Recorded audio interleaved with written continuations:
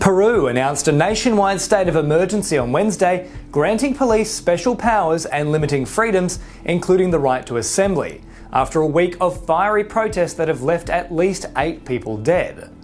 The protests were sparked by the ousting of former President Pedro Castillo on the 7th of December in an impeachment vote. Castillo, a leftist elected in 2021, was arrested after illegally trying to dissolve the Andean Nations Congress, the latest in a series of political crises the world's second largest copper producer has faced in recent years.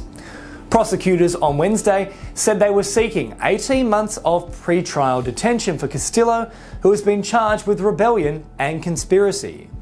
Peru's Supreme Court met to consider the request, but later suspended the session until Thursday. Castillo's former vice president, Dina Boluarte, was sworn into office after his removal, and her presidency has divided other Latin American leaders. The political upheaval has sparked angry and sometimes violent protests around the Andean country, especially in the rural and mining regions that propelled the former peasant farmer and teacher to office in July last year. 8 people, mostly teenagers, have died in clashes with the police, according to authorities.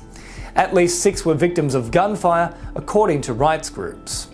Protesters have blockaded highways, set fires to buildings, and have also invaded airports. Right now, Kalkine is offering a 7-day free trial on its premium research reports. Get access to data-driven market insights combined with an in-depth analysis on financial markets across the globe. Don't miss it. Subscribe for the free trial now.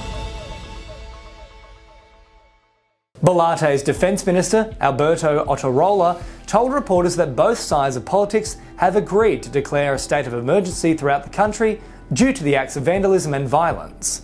This in turn is set to result in the suspension of certain freedoms, including the right to assembly and freedom of transit, and give authorities the ability to enter homes without a warrant. Boluarte, speaking to reporters from the presidential palace, called for peace and said that we can't have a dialogue if there is violence between us. She said elections could be moved forward further to December 2023 from April 2024, a date she had pledged earlier. The vote is currently slated for 2026, when Castillo's term would have ended. Alright, that's all for this video, but leave your thoughts in the comments below and don't forget to like and share. For more content, you can subscribe to the channel and press the bell icon. I'm James Preston, reporting for Kalkine Media.